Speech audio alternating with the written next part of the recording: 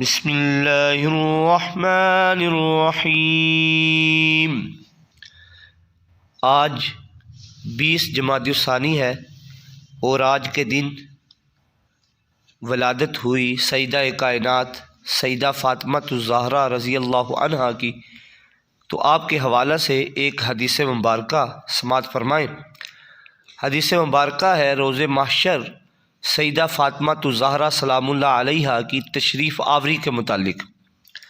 تو عن علی رضی اللہ عنہ قال سمعت النبی صلی اللہ علیہ وآلہ وسلم یقول اذا کان یوم القیامت نادى مناد من وراء الحجاب یا اہل الجمع غدوا ابصارکم عن فاطمۃ بنت محمد صلی اللہ علیہ وآلہ وسلم حتی تمر، رواہ الحاکم۔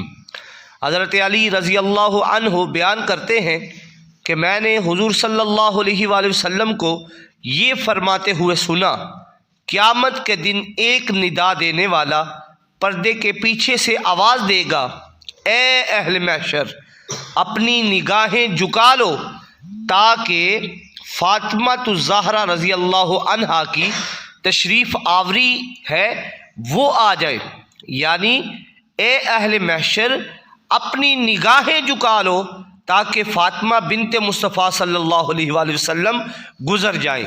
اس حدیث کو امام حاکم نے روایت کیا ہے۔